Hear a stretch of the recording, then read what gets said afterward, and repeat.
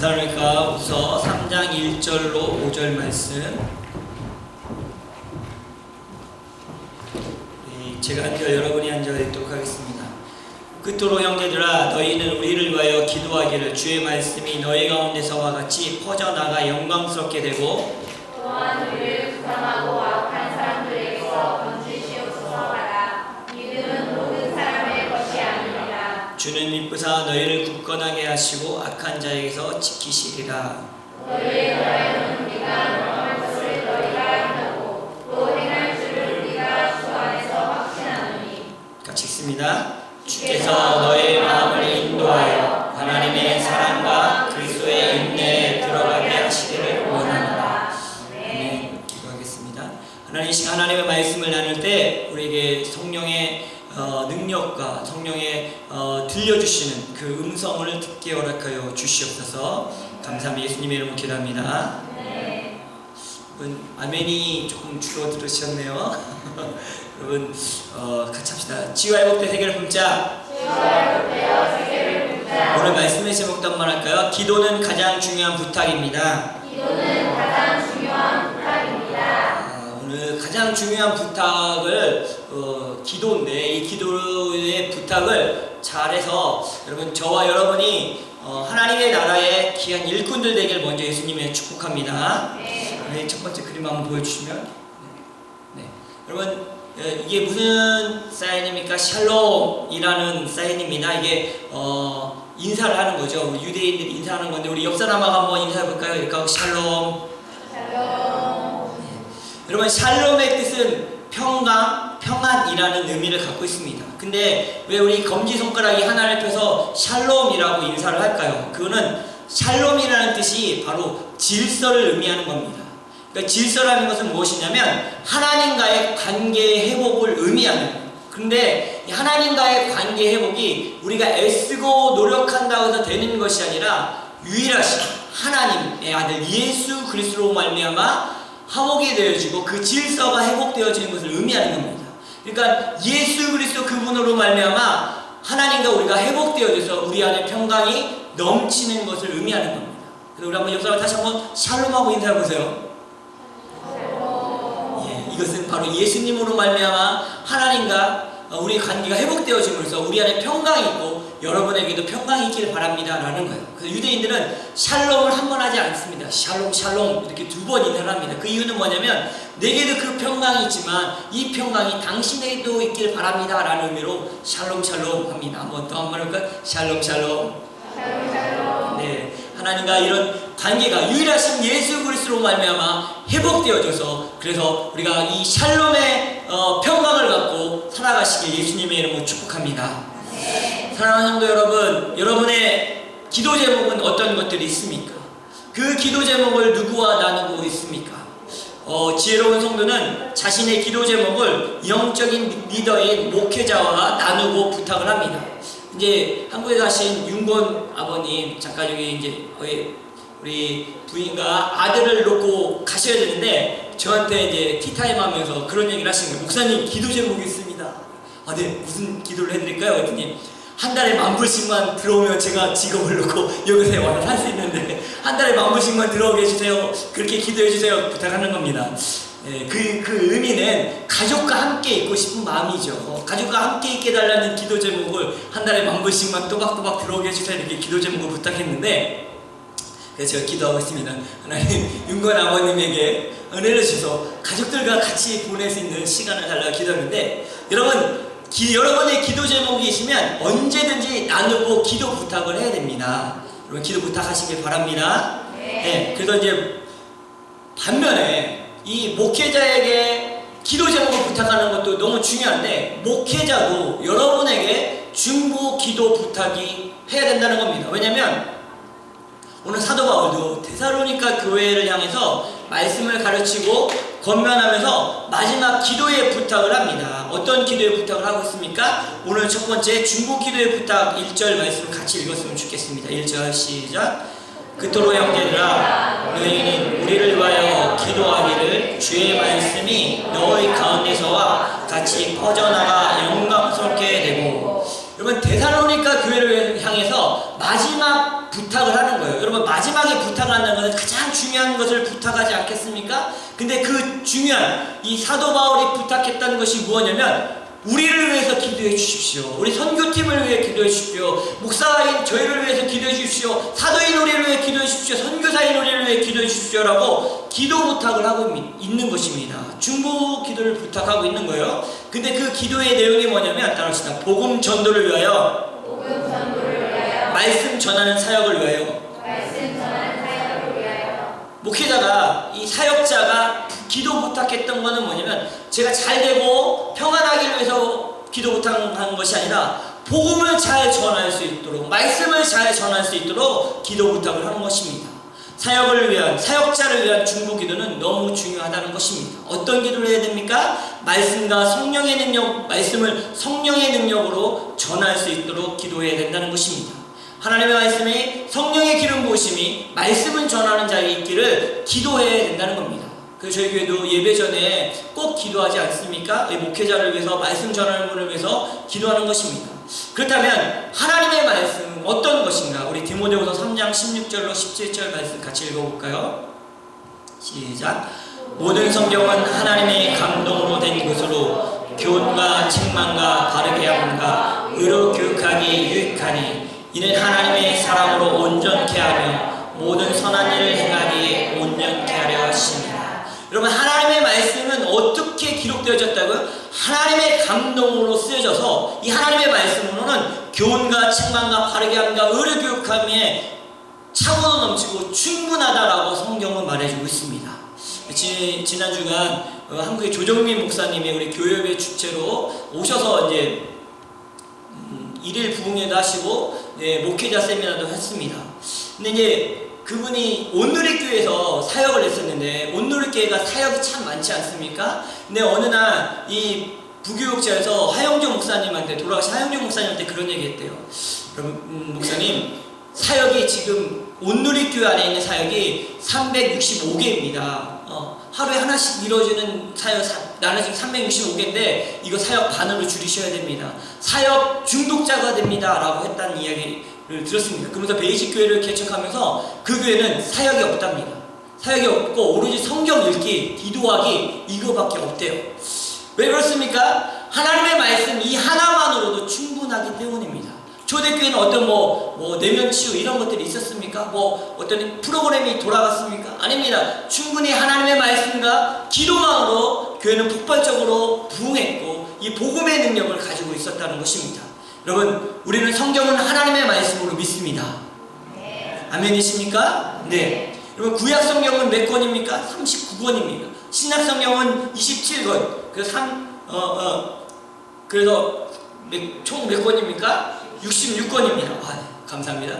근데 여러분 기록한 기간이 1500년에서 1600년 동안 기록이 되어진 거예요. 이 기록한 사람들은 보수적인 입장에서는 기자라고 표현을 합니다. 모세도 있고 바울도 있고 베드로도 있고 이런 쓴 사람들을 기자라고 이야기하는 이유는 뭐냐면 하나님의 말씀을 기록했기 때문에 자기의 주관적인 것이 아니라 하나님이 성령님의 감동으로 그 말씀을 기록했기 때문에 기자라고 하는데 그 기자가 40명 정도가 됩니다. 1500년, 1600년 동안 다 다른, 직업도 다 다른, 왕인 사람도 있었고 가난한 사람도 있었고 어부도 있었고 세리도 있었습니다. 근데 이 주제가 동일하고 하나의 오류도 없이 그 말씀이 기록되어졌다는 것입니다. 이것은 무엇이냐면 오늘 디모데후서 3장 16절에 읽었던 말씀처럼 모든 성경은 하나님의 감동으로 된 것으로 성령의 역사하심으로 된 것, 성령님의 감동으로 된 것으로 교훈과 책망과 바르게 함과 의로 교육하게 유익해서 하나님의 사랑으로 온전케 하며 모든 선한 일을 행하게 온전케 하려 하십니다. 여러분 믿습니까? 네. 하나님의 말씀이 성령의 감동으로 되어진 책이라는 것입니다. 성령의 감동을 주셔서 기자들이 그들의 필체와 사상과 재능을 하나님이 사용하셔서 성경을 기록하게 하셨다는 겁니다. 그래서 수천 년이 지나도 이 말씀은 누구에게나 읽고 믿는 자들에게 역사하는 말씀이라는 것입니다. 성령의 감동과 충만함을 입는 방법은 바로 기도하는 거 아닙니까? 기도할 때, 성령 충만할 때 이 말씀이 더 깨달아지고 이 말씀이 우리 안에 더 살아 역사한다는 겁니다. 그래서 오늘 바울은 이거를 위해 기도해달라는 거예요. 말씀 전하는 일을 위해 기도해달라고 부탁을 하는 거예요. 목회자인 저도, 사역자들은 여러분에게 기도 부탁하는 거예요. 말씀을 잘 전할 수 있도록, 하나님의 말씀을 성령의 감동으로 가르칠 수 있도록 기도 부탁을 하고 있는 것입니다. 여러분 기도해 주시기 바랍니다. 네. 유명한 부흥 강사님들이 보면 예전에 부흥에 오셔서 하시는 얘기가, 자기 교회는 자기 이렇게 집회를 다니면 권사님, 집사님들이 이 말씀을 잘 전하기 위해서 기도를 하시는 기도 부대가 있다라는 이야기를 들었습니다. 그랬을 때 놀라운 일이 일어났어요. 저도 몇 번 나눴던 이야기지만, 캐나다 선교사 수련회 때 제가 30대 초반에 그 새벽 예배를 선교사님 수련회 하는데, 그 많은 목사님들, 선배 선교사님들, 사모님들 앞에서 약 150명 정도 모인 그곳에서 설교를 해야 될 때가 있었어요. 그 얘기를 듣고 얼마나 떨리든지, 이제 목사 같았는데 30대 초반에. 그래서 2주 동안 그 얘기를 듣고 밤잠을 못 자면서 기도를 했습니다. 말씀 준비는 해놓고 이걸 어떻게 해야지, 많은 목사님들, 선배님들, 이 선교사님들 앞에 어떤 말을 전해야지 몰라서 잘 때도 자다가 기도하고, 일어나서 기도하고, 운전할 때도 기도하고, 사역지에서 하면서 기도를 했어요. 그리고 나서 새벽 예배 때 말씀을 전했습니다. 그랬는데 제 인생에서 지금까지 목회 사역을 하면서 그때처럼 많은 목사님, 선교사님, 사모님들이 찾아와서 거의 다 찾아오신 것 같아요. 오늘 말씀에 은혜 받았다고. 특별히 여러분 유명하신 임은미 선교사님이라고 있습니다. 아마 유튜브만 쳐봐도 되게 유명하신 선교사님이신데, 그분이 오셔서 기도하면서 축복해 주셨어요. 하나님의 위대한 종이 될 거예요. 말씀 사역에 쓰임받을 겁니다. 라고 예언적인 기도를 해주셨어요. 제가 뭐 자랑하려고 하는 게 아니라, 기도를 했더니 성령 충만함을 입고 그 말씀을 갖고 나아갔더니 하나님이 성령의 감동으로 듣는 자들에게도 역사하셨다는 것입니다. 그래서 여러분 말씀을 전할 때 우리가 성령 충만하도록 기도해야 됩니다. 저만 말씀을 전하는 사람입니까? 여러분도 여러분 안에 복음이 있지 않습니까? 예수 그리스도가 여러분 생명으로 여러분 안에 있지 않습니까? 아멘이십니까? 그렇다면 내가 내 안에 이 복음이 있는데, 내 생명이 있는데, 이 생명을 전할 때 성령 충만함으로, 성령의 감동으로 전해야 되지 않겠습니까? 그럴 때 놀라운 역사가 일어날 줄을 믿습니다. 네. 그래서 이 성령의 감동으로 이 말씀을 전한 일을 위해 기도해달라고 이야기하고 있는 것입니다. 우리가 복음을 위하여, 선교지를 위하여 기도하는 것도, 그것이 우리 눈에는 지금 아프리카에 계신 선교사님을 위해서, 태국에 계신 선교사님을 위해서, 터키에 계신 선교사님을 위해서, 인도를 위해 있는 선교사님을 기도할 때 별일이 일어나겠어? 라고 지금은 안 보이지만 영적인 눈으로, 영적인 세계에서는 엄청난 일이 일어난다는 것입니다. 그래서 여러분 말씀을 전하시는 분들, 선교사님들을 위해, 복음을 전하는 사람들을 위해 기도해야 된다는 것입니다. 근데 놀라운 일은 남을 위해 기도하면 내가 성장되어진다는 것입니다. 따라합시다. 남을 위해 기도하면 내가 변화되고 내 믿음이 성장된다. 이것이 영적인 비밀이에요. 이런 것이 영적인 비밀이라는 거죠. 옆 사람에게 한번 말해줄까요? 내가 당신을 위해 기도하겠습니다. 당신은 나를 위해 기도해 주세요. 한번 말해주세요. 내가 당신을 위해 기도하겠습니다. 당신은 나를 위해 기도해 주십시오. 바울도, 그 위대한 사도 바울도 데살로니가 교회한테 기도 부탁을 했다니까요. 복음을 잘 전할 수 있도록, 말씀을 잘 전할 수 있도록 기도 부탁을 했다니까요. 우리는 바울보다 그 수준도 안 되잖아요. 근데 우리는 왜 기도 부탁 안 합니까? 여러분 옆 사람에게 부탁하세요. 여기 있는 목사님도 찾아가시고, 셀리더도 찾아가시고, 또 옆에 있는 집사님도 찾아가고, 네, 이런 기도 제목이 있습니다. 기도 부탁을 해야 됩니다. 그런데 여러분 남을 위해서 기도하잖아요. 그게 그 사람에게 역사하기도 하지만, 그로 말미암아 내가 성장되어지고 내가 더 큰 은혜를 경험하게 된다는 것입니다.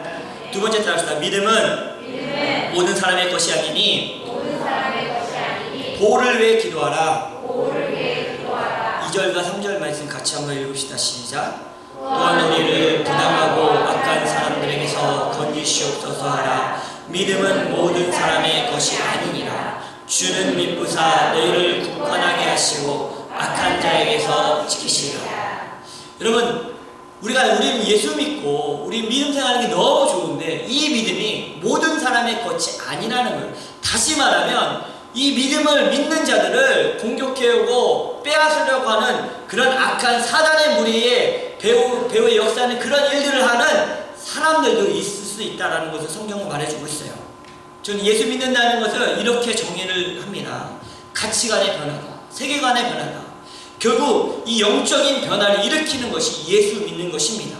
인생의 가치관이 자신을 위해, 행복을 위해, 그리고 그것을 위해 살아갔던 사람이 예수 믿게 되면 내 행복과 나의 성공을 위해 살아갔던 사람이 하나님의 나라와 예수 복음을 위해 살아가게 되는 것입니다. 네. 여러분 예수님 믿으십니까? 네. 그러면 여러분 복음을 전하고 싶고 하나님의 나라를 위해 살아가고 싶은 마음이 생기는 것이 당연하다는 것입니다. 세상에 보는 눈도 성공과 명예가 아니라 영혼을 보게 됩니다. 저 사람 돈 많은 사람이야, 돈 없는 사람이야, 저 사람 뭐 학벌이 좋은 사람이, 이걸 보는 게 아니라 저 사람 안에 생명이 있는가, 예수가 있는가, 영혼이 살아있는가를 보게 된다는 것입니다. 세상의 가치는 하나님의 나라의 가치와 반대되고 그 세상은 공격해 온다는 것입니다. 유럽의 나라들, 또 캐나다들도 공공장소에서, 공공지역에서 복음을 전하는 것이 금지되어 있습니다. 강단에서 동성애가 죄다라고 하면 누가 신고하면 저는 잡혀가게 되어 있습니다. 그래서 우리는 하나님의 보호하심을 위해 기도해야 된다는 겁니다.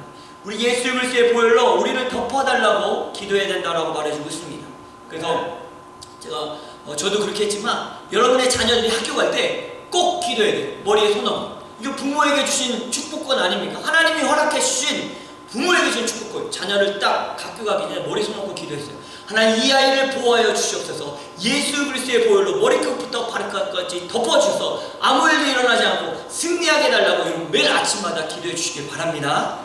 우리에게 주신 축복권이 있어요. 왜냐하면 오늘도 성경에 믿음이 너희들 것이지 다 모든 사람의 것이 아니기 때문에 악한 자들이 있기 때문에 보호를 위해 기도하라는 것입니다. 믿음에서 떠나게 하게 하려고 사단이 배후에서 역사한다는 겁니다. 분명히 천사들이 우리를 돕고 있지만 악한 사단 마귀가 또 공격해 온다는 것을 성경은 말해주고 있습니다. 그래서 보호를 위해서 기도하라라고 말해주고 있습니다. 복음을 믿음을 받아들인 사람들은 축복의 사람들입니다. 아멘. 여러분 예수님이 이 땅에 오셔서 제일 먼저 처음 이루신 기적이 무슨 기적입니까? 혼인잔치 자리에서 그렇죠. 물이 포도주로 변화되는 기적을 이루셨어요. 요한복음 2장 1절인데 한번 같이 읽어볼까요? 시작. 사흘째 되는 날 갈릴리 가나 혼례가 있어 예수의 어머니도 거기 계시고. 처음 예수님이 행하셨던 것이 변화예요. 우리 가치관의 변화가, 영적인 변화가 예수 믿는 거라고 나누었는데 예수님도 물 같은 우리를 포도주 같은 사람으로 변화시키시는데 그 첫 번째 기적을 일으키시는데 사흘째 되는 날이라는 표현이 있어요. 여기서 말하는 사흘째 되는 날은 어떤 날입니까? 예수님 공생애하고 나서 3일 지난 날입니까? 아니면 세례 요한에게 세례를 받고 사흘이 지난 날입니까? 아니면 결혼식이 시작되고 3일이 지난 날입니까? 우리는 이것을 이해하려면 유대인의 일주일의 개념을 이해해야 돼요. 성경은 유대인의 문화와 유대인의 배경 가운데서 쓰여진 것이기 때문에 이것을 더 잘 이해하려면 유대인의 문화와 유대인의 역사를 이해하고 받아들이는 것이 필요한데 유대인들은 월, 화, 수, 목, 금, 토 이렇게 하지 않습니다. 유대인들은 첫째 날, 둘째 날, 셋째 날, 넷째 날, 다섯째 날, 여섯째 날, 일곱째 날이 월, 화, 수, 목, 금, 토 주일의 의미를 갖고 있어요. 창세기에 나오고 있죠. 하나님이 첫째 날에 뭐 하시고 둘째 날에 뭐 하시고 셋째 날에 뭐 하셨다라고 말해주고 있잖아요. 가나안 혼인자리는 사흘째 되던 날, 히브리적 표현으로는 셋째 날 화요일을 의미하는 거예요. 왜냐면 안식일이 금요일이죠. 그러니까 안식일로부터 3일 되던 날 화요일을 의미하는 거예요. 근데 이 셋째 날은 광야 백성, 이 광야에서 삶을 살았잖아요. 거친 데저트, 사막 가운데서 삶을 살았잖아요. 이 광야 백성들에게는 셋째 날이 왜 화요일 날이 왜 중요한 날이냐면 창세기 1장 9절로 13절 말씀 한번 읽었으면 좋겠습니다. 같이 읽을까요? 창세기 1장 9절로 13절 시작.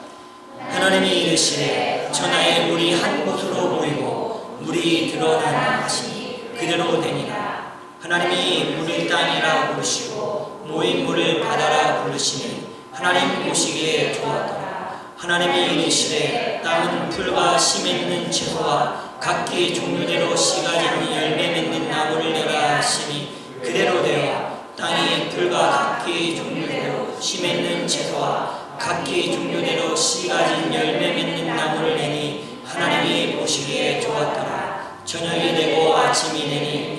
셋째 날이라. 여러분, 광야 백성, 사막의 백성에게서는 비, 물은 너무나도 중요하고 축복하고 물은 생명을 의미합니다. 그래서 예수님은 나는 생수, 생명의 물이다, 영원히 목마르지 않는 물이라고 말해주고 있지 않습니까? 여기 보면 하나님이 주었더라고 두 번이 나와요. 이 물이 육지와 바다 이렇게 나누어지는 이 상황을 보고서 하나님께서 주었다라는 얘기를 두 번이나 하고 있다는 겁니다.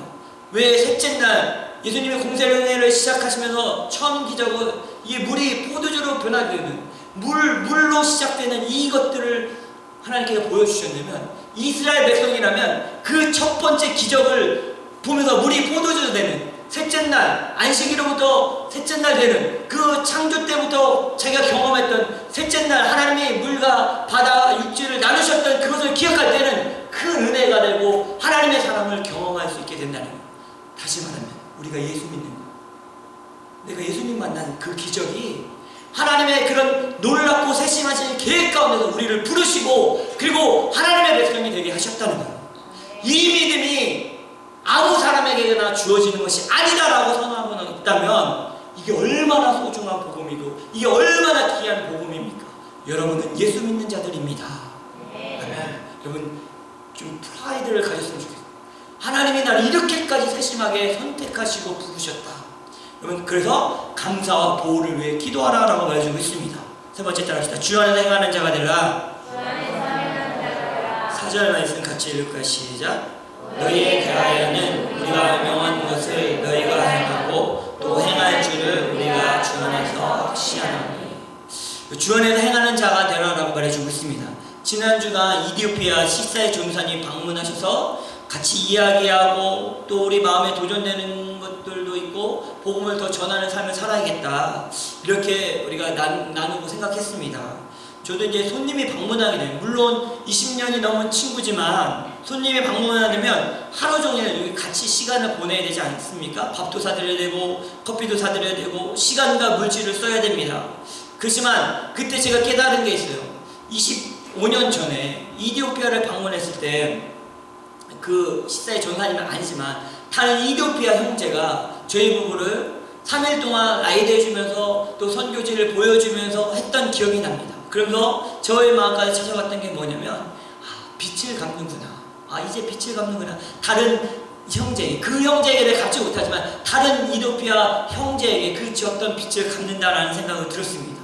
이것이 그리스도인의 삶 아닙니까? 여러분, 하나님을 믿는다면 하나님의 복음을 살아내야 되는데, 성경의 말씀을 살아내야 되는데 어떻게 살아내고 계십니까? 우리는 말씀을 살아내는 능력이 있어야 된다는 거예요. 우리의 삶으로 말씀에 순종하는 삶을 보여줘야 되는데 그것이 사랑의 삶이라는 것입니다.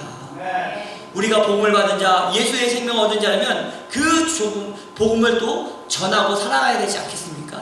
이런 복음 전하는 자들에게 예수님의 이름으로 축복합니다.